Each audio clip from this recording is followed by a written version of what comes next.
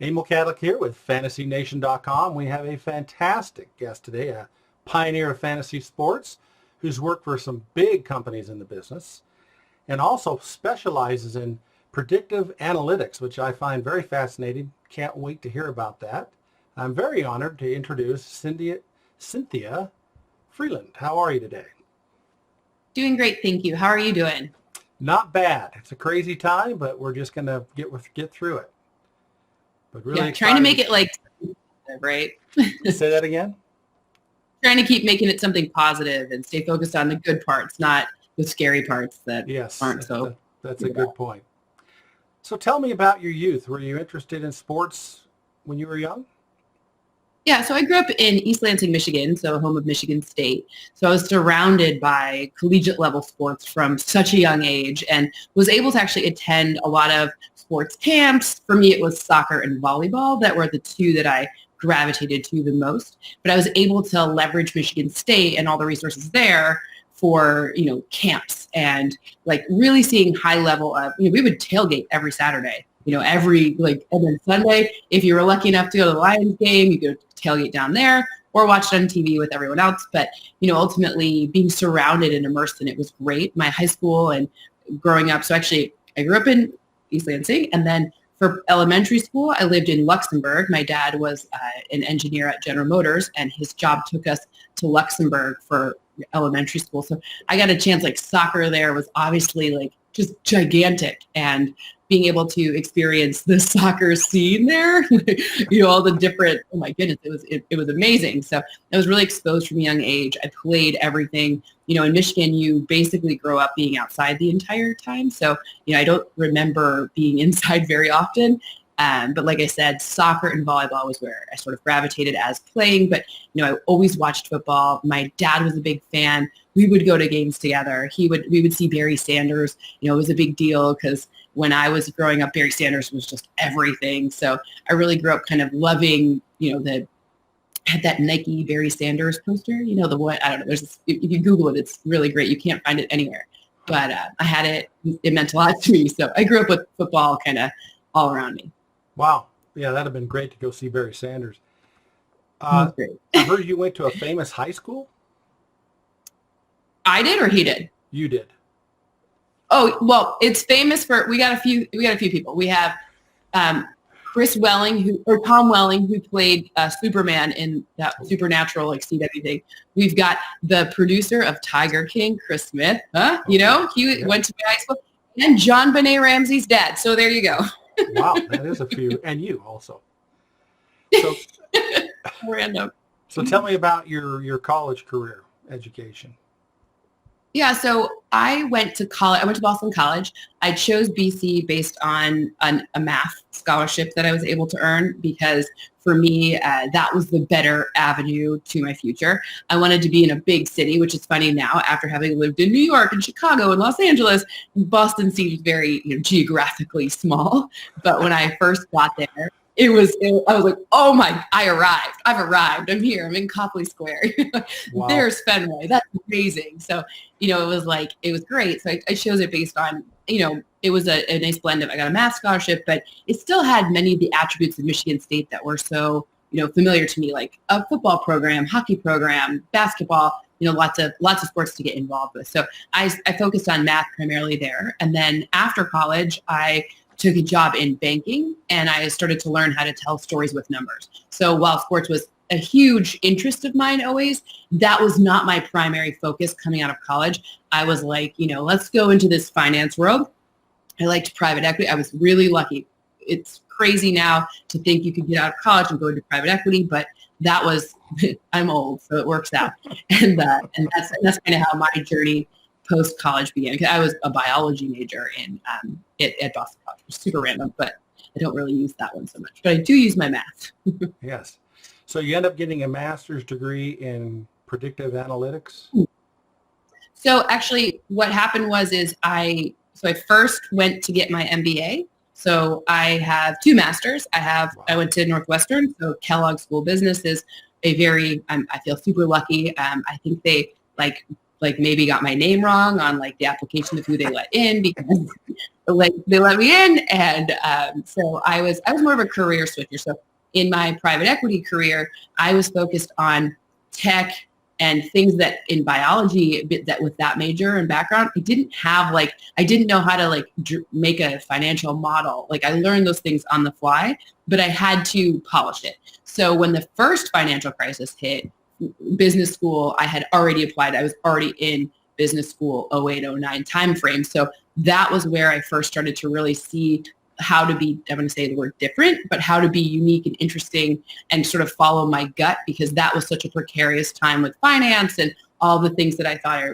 originally wanted to do. So my business school summer, even before any of the predictive analytics stuff was on my radar, I cold emailed the CFO of the NFL at the time. His name's Anthony Noto. He's now the CEO of SoFi. He was at Goldman Sachs, and then he was the COO of Twitter. He took Twitter public, going back to Goldman Sachs, and then he's awesome. Like the most amazing mentor. I had been familiar with him reading his research reports when I was a banker and he was at Goldman Sachs. So I cold emailed him when I saw he went to the NFL, and I was like, this could be awesome. I love sports. I really do understand football. A lot of my family members and friends they played, so it was baked into me from birth. So I understood what a little bit more than probably an average person. And I emailed him because I was good at financial strategy, and he allowed me to spend my summer there during my MBA. And a project I worked on over the course of that summer was season inventory restructuring. So is 16-4, 17-3. What's the optimal configuration of games to earn the best product on the field and earn the most money? Product on the games.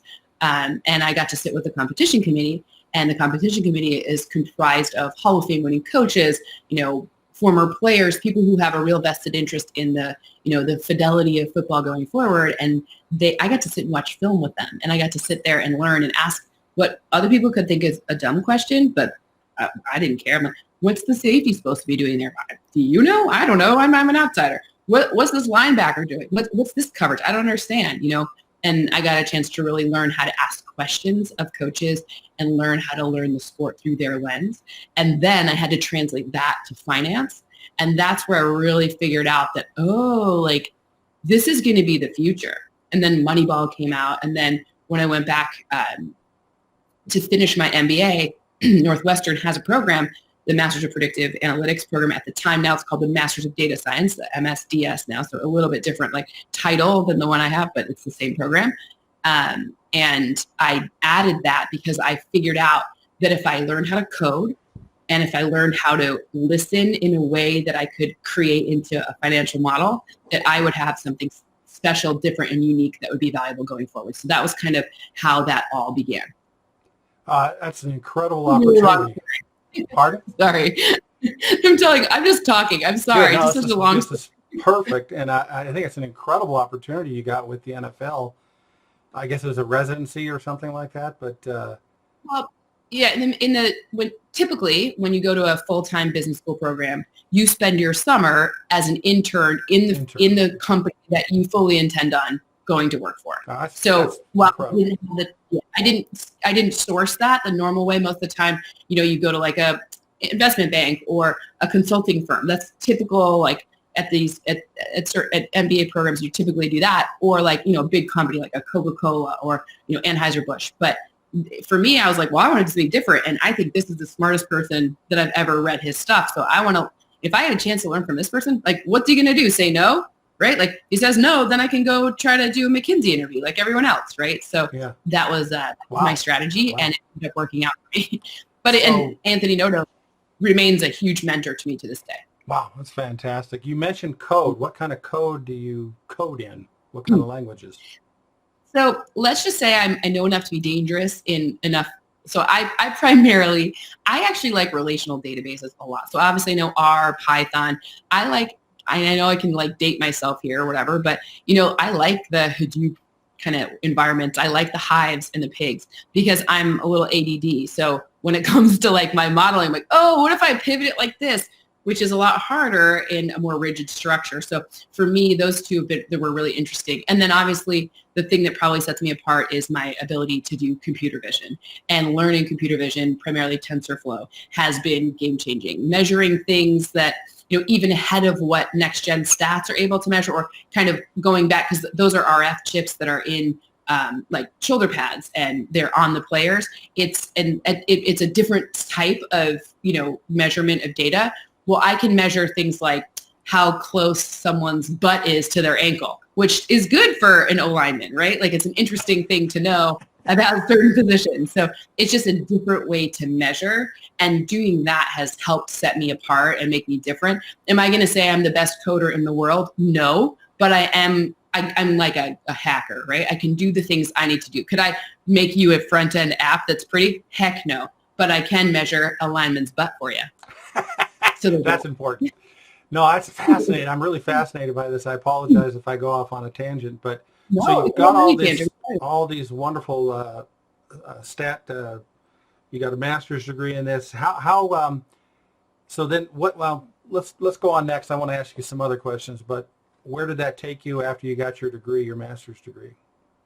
So when I was coming out of school was right when so it's funny because now we're like, that CBA that just was signed like, a month ago. Well, when I was coming out of school, it was the potential lockout, like 2010. So going back for me, I was like, luckily, I was really lucky during my last year of business school and during getting my master's, the NFL had allowed me to work on projects. So not only the projects I mentioned earlier, but also other projects. One of those projects was a failed joint venture between ESPN Classic and the NFL Network. And from a broadcasting standpoint, like how to value sort of broadcasting, it was really interesting to learn. But on the other hand, it also introduced me to a bunch of people at Disney. And I went then to Disney out in California in Burbank, and I worked in a financial strategy capacity at that time because I had some health issues and I could not be without health insurance. It's so funny how the world has changed, right? Now they can't, like health insurance, like so different than when it was in 2010. But if you can remember back in those days, like if you didn't have it, like you weren't getting it. Like, yeah. So those things were important to me. And so I went out to California and I worked in a financial strategy capacity. It actually was on like the intersection of tech and content.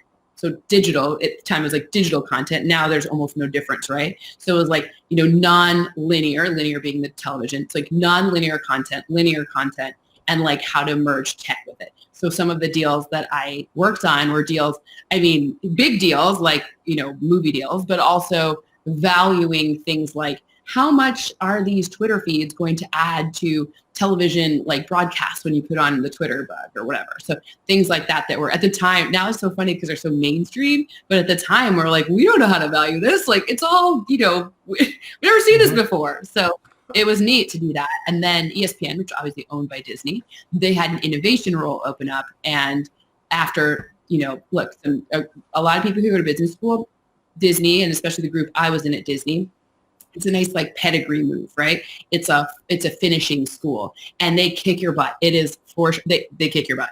Like you do 2.5 years there, it is butt kicking.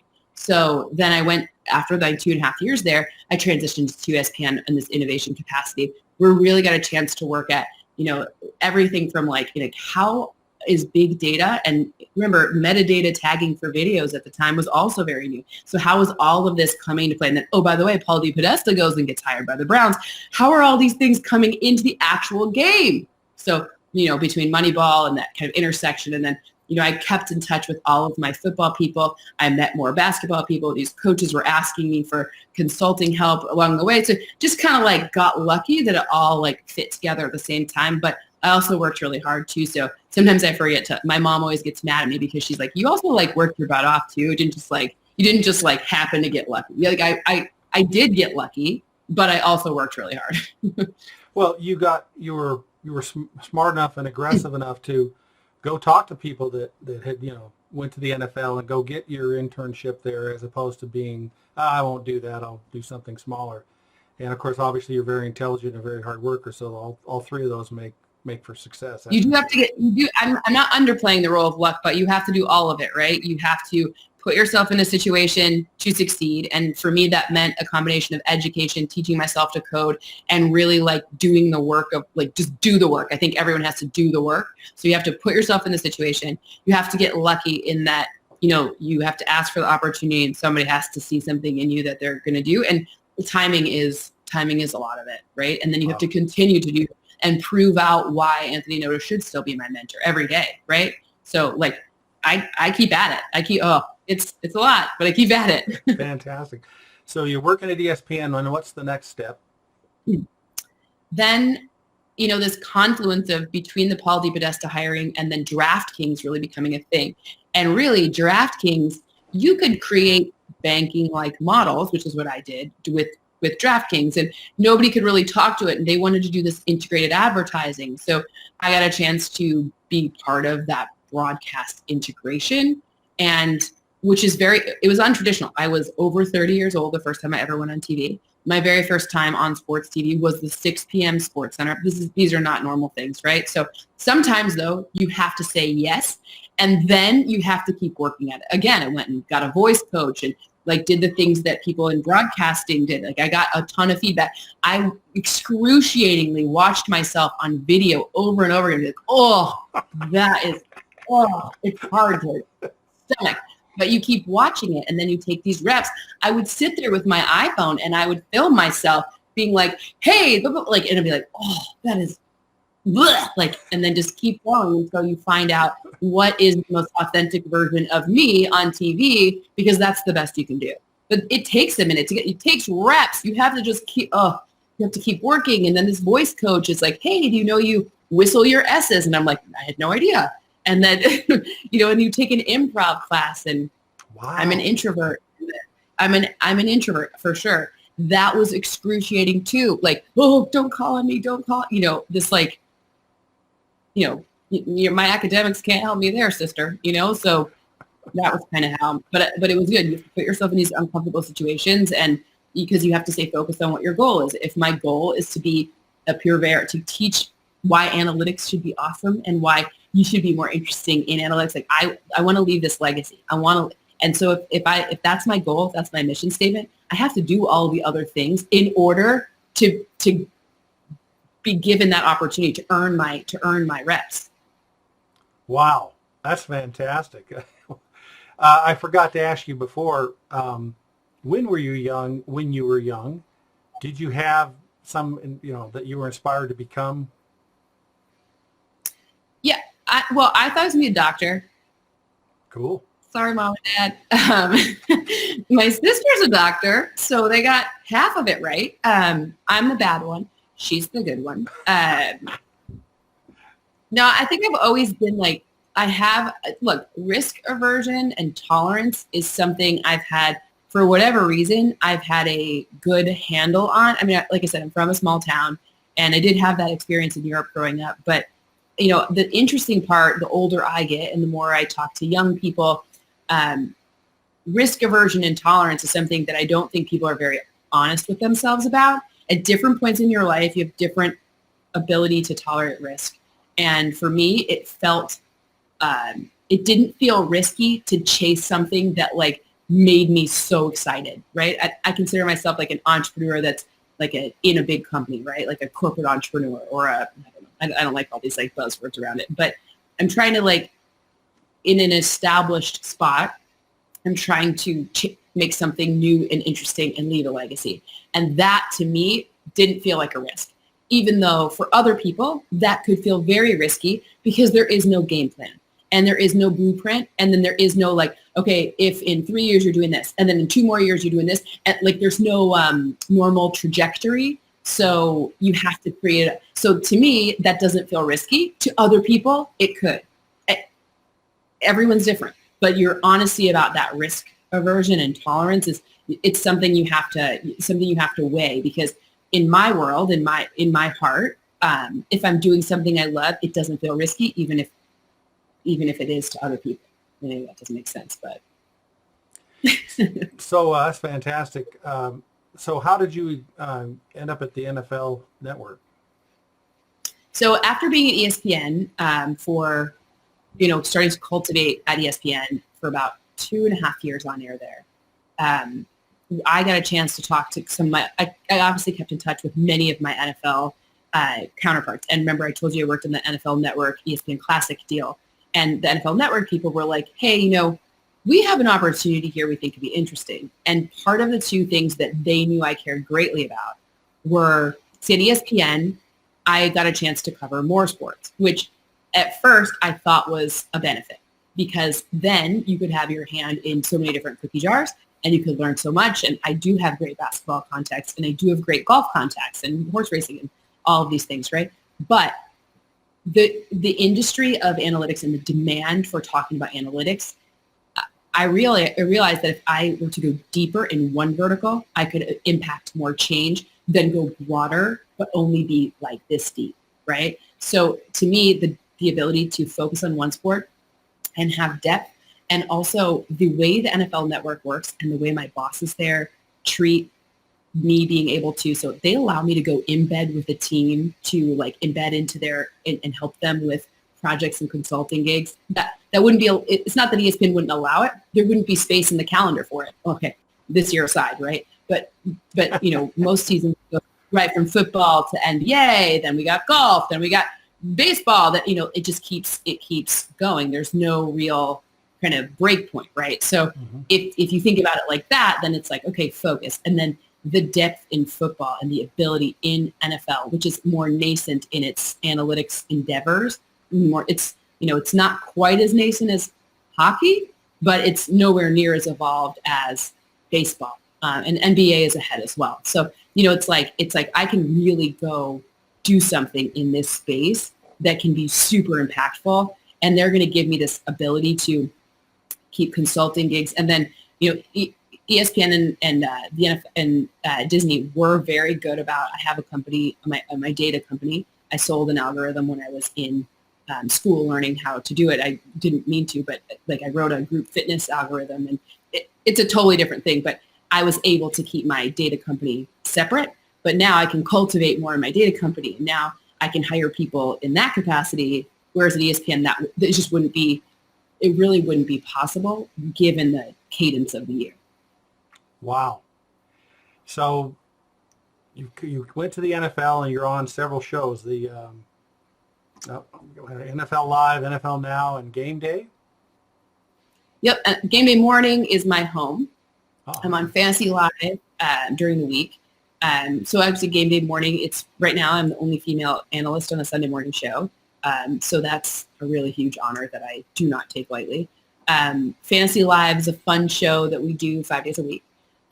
We have a show called NFL Now, which is basically our daily news show in the middle of the day to keep you up to date on everything you need to know. And then I'll be on Total Access when I have an article that comes out. Like I just had an article come out today about wide receivers, and every time that's on, then I'll do some hits on various other shows.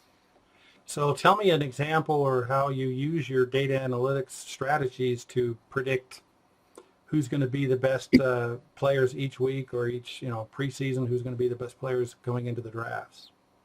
Sure. So I basically use a historical model that compares like things. So the historical model feeds in all the data from, depending on what we're looking at, anywhere between 10 to 15 seasons. Sometimes 10 is a better number, sometimes 15. So it really just depends what we're looking at. If you're doing kind of week-to-week projections of how someone will perform or how a team will perform, it looks for similar things from past teams. Is the defense like defense X? Is this offense like offense Y? What happened in the X times that happened before when defense X and offense Y came together? How do those things fit? So you look for, instead of taking the average of all of the data, you look for skewness that makes you have a better probability of being correct, right? Like, for example, one super easy example. Tom Brady's more of a pocket passer, right? We know this. And Lamar Jackson, probably, more of a known for his ability to run, right? So comparing the average of all quarterbacks and then trying to say like what Lamar will do versus Tom Brady, you wouldn't get a good estimate. So looking for doppelgangers in the past for a Lamar Jackson versus a defense X type of X or Y or whatever, and then Tom Brady versus whatever defense he's facing that week, you kind of, you start to take the skewness and you focus it onto more probable areas. And that allows for more context-based information. So you take the coach, you take the personnel, you take what's known about health, right? Everything that we know, you throw it in to the historical model and it looks for comparables. And those comparables will kind of spit out likely potential outcomes. And then you get this range of likely outcomes. And then you can narrow it down to the most, like maybe then you create a different bell curve, right? And then you kind of go right in between. So one standard deviation from that. This is great stuff. An example, T.Y. Hilton, who in his career has had a lot of injury issues, been doubtful, probable, questionable, whatever the scenario is, and he seems to have always come through typically for fantasy managers. This last year was a little different. He really was out for a long period of time. So give me your, how would you analyze T.Y. Hilton for 2020? Well, the first thing we got to look at to me is who's this quarterback going to be? I mean, I know it's Phillip Rivers, right? But Probably, yeah.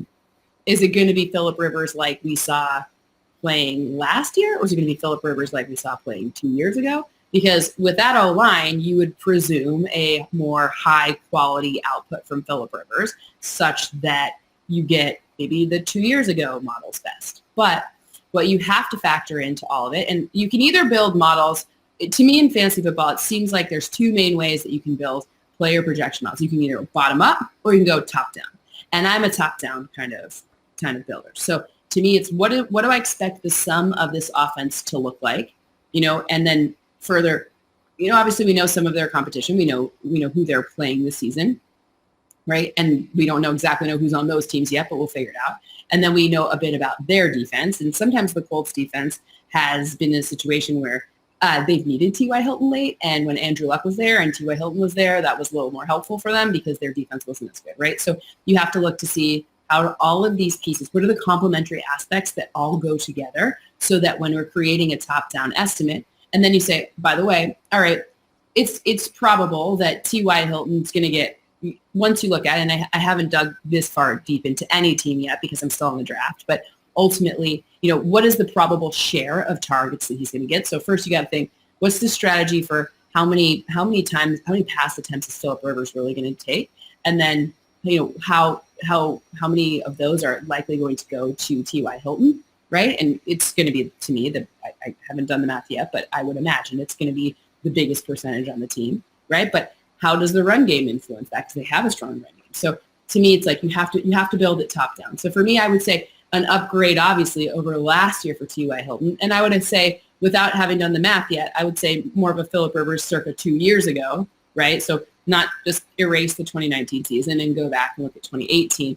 I hope they're not in as many late game situations where they're throwing the ball that late, and they have improved their defense in free agency. So we're going to have to see. But of course, you have to be flexible and malleable, because if their defensive backs don't work out or they're unable to get defensive pressure, then you could actually upgrade the fantasy impact. Yeah, that because they're going to have to be throwing the ball if the game turns into a behind game.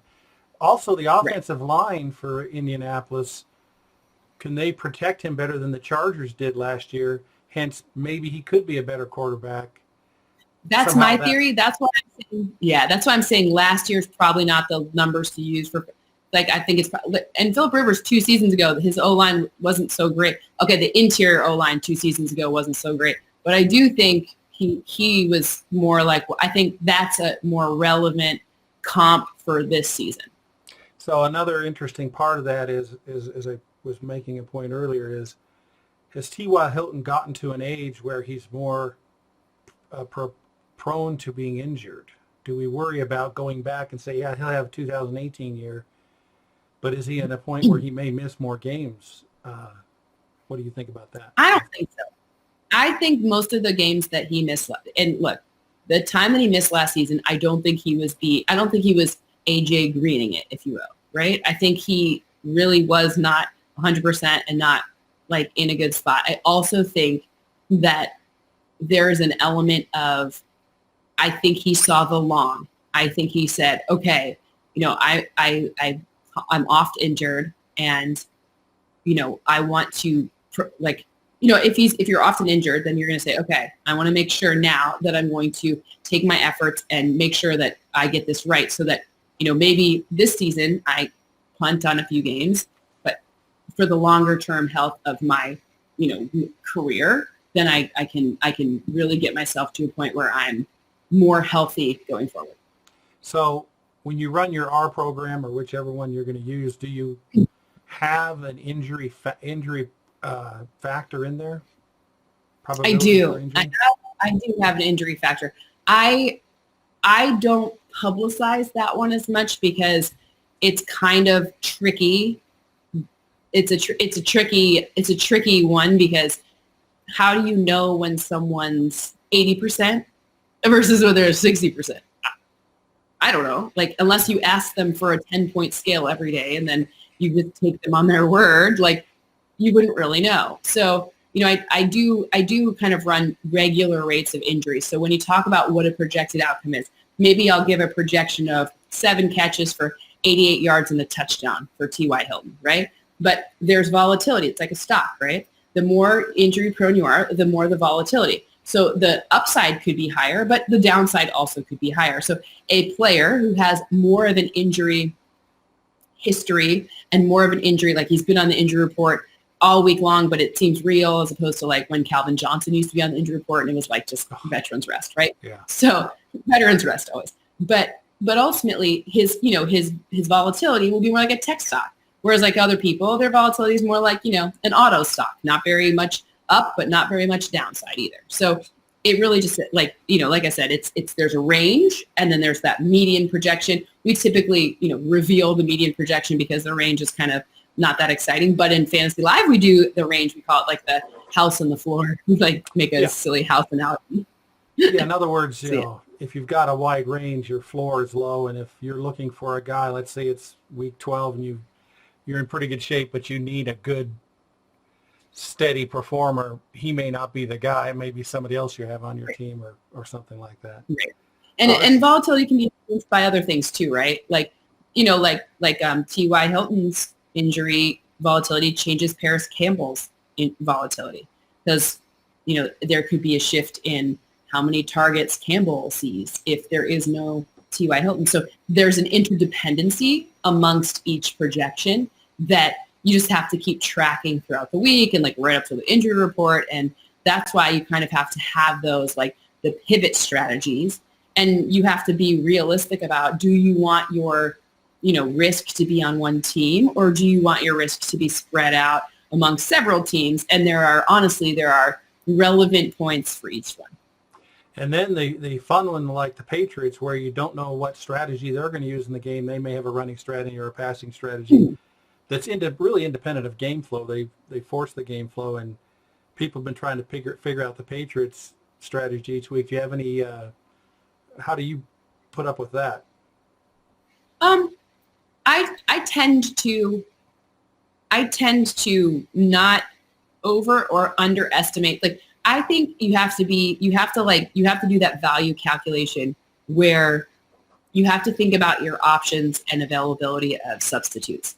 If you're not going to substitute, like if you have, let's say Julian Edelman, right? Constant, steady performer, but every once in a while he gets like a goose egg for you, right? Yeah. But if your other option is Marvin Jones, right? That could be a legitimate, should I play Marvin Jones or should I play Julian Edelman? You have to then take into consideration, well, facing this type of defense, this defense plays a lot of zone. So it's probable Marvin Jones actually made a good spot because in the open field, I mean, he's good against contested catches as well, but it's like I could hit the home run with Marvin Jones against this type of zone or without a premier cornerback covering it. Or likewise with Julian Edelman, it's like these people stink between the numbers. So if this defense isn't very good between the numbers, like there's no way I'm going to not play Julian Edelman. So it's, you just have to create the strategy that you feel most comfortable with because you don't know. And honestly, some people are like DeAndre Hopkins is a pretty safe bet like almost every week. And he will be again on the Cardinals too, but nobody's like a sure thing, right? Even Julio Jones he's him and his elusive touchdown situations sometimes, right? Like, so nothing's a sure bet. Just, take into consideration the defense and where that defense is strong versus where it has some holes. Like anyone playing the Jacksonville Jaguars, unless they really do something different, just take anyone playing the Jags. There's corners. Who are their corners? I don't even know. So does your program have all these variables for all these teams? It does, and the matchups are key, right? The matchups are key. Okay. And the simple one, home and away. I assume there's a home and away statistic there that plays in? Question mark? No. Oh, so home and away. Michael Fabiano and I get into many a fight about this one. So home and away matters sometimes. Sounds strange, but sometimes it doesn't. So you have to see where the home versus away. First of all, have you been on the road for, last year, the Raiders were on the road for 1 billion games in a row, and then they come home, and that, so if you're on the road several weeks in a row, yes, sure, but because it's harder life, right? It's a harder situation. So it's a cumulative effect. Yeah, but if you're the Rams and you're playing the Chargers, right? That's not away. Some places it matters and some places it don't. Some places the position matters.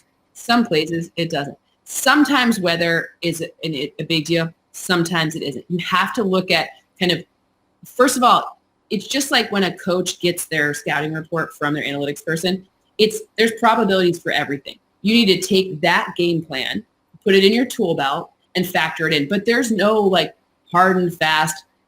There's no hard and fast to anything. Something can be more likely than something else, but that doesn't mean you're not going to fall into the unlikely side of the probability, right? It just really depends. So like I said, use it as a tool in your tool belt to help make the best decision. If there were one right decision every week, then it wouldn't be a fun game to play. No, we wouldn't be enjoying watching the games. So do you provide information for any NFL teams currently? I do. So I work on a project basis. So my goal is to supercharge the people who are already in organizations or help organizations understand how to add an analytics capability to their tool belt and their arsenal so that they can get better overall. And the whole point is to create buy-in and like anywhere else, right? Any job you've ever had, I'm sure you can vouch for this. The more your boss understands what you're capable of doing, and the more you're able to ask your boss, what would be the most useful and valuable thing I could provide you? How could I be best spending my time? That's a good situation, right? We're all going to be happy there. So when I do projects for teams, it's typically to, there's a focus. Let's look at these free agent running backs that cost between that are, so Cynthia, our cap people are going to tell you who we think we could get between this range and this range of price. Okay?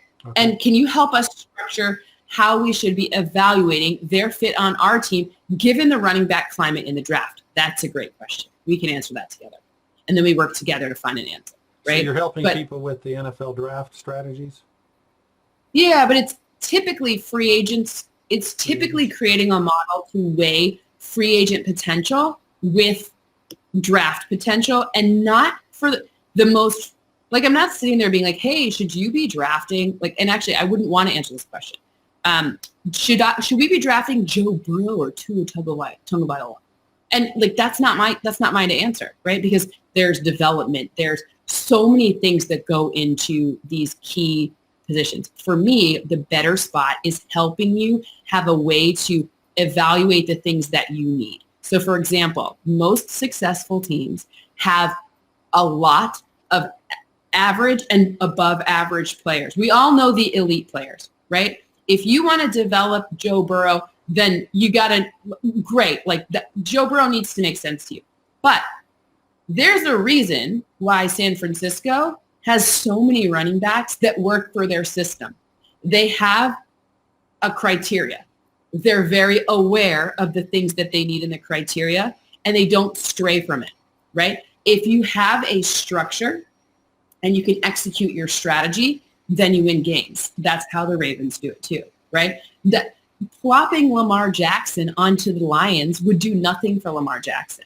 Creating a system where Greg Roman has the right, play calling strategy, the right tight ends and blocking situation happens so that, Lamar Jackson and his unique skill set getting fast enough to have a one-on-one against just one defender on the edge, that doesn't work everywhere, right? You have to get that to work. You have to have the right sets of things.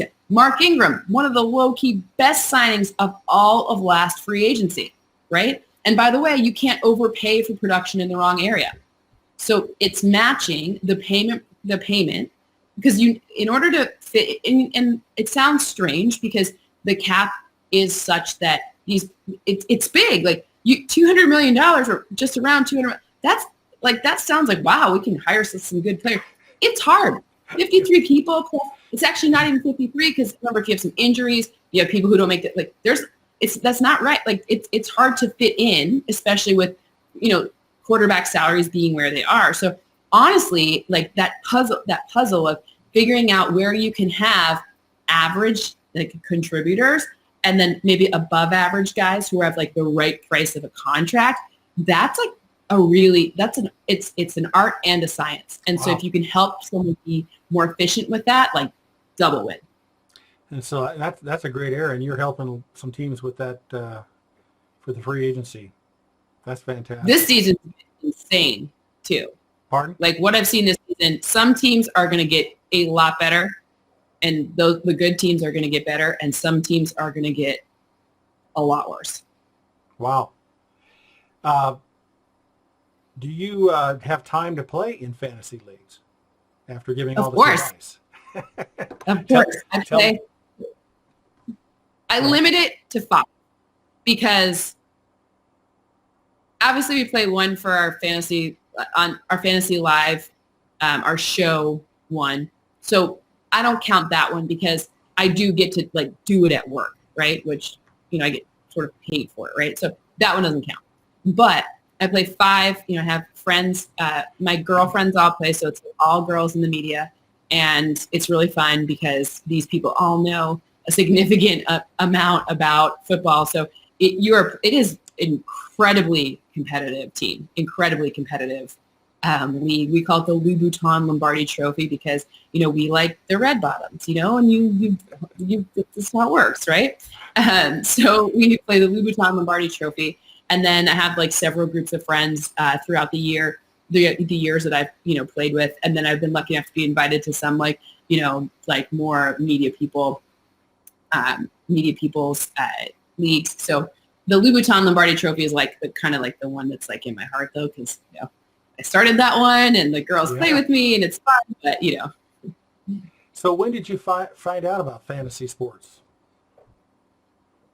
I don't remember not knowing about fantasy sports, so I don't know how to answer that question. I first started playing in college, and it was not easy. And those drafts, those email drafts, just took forever, and those are awful. But whatever. Yeah, I first started really playing in college, but I think I want to say in high school. I definitely remember.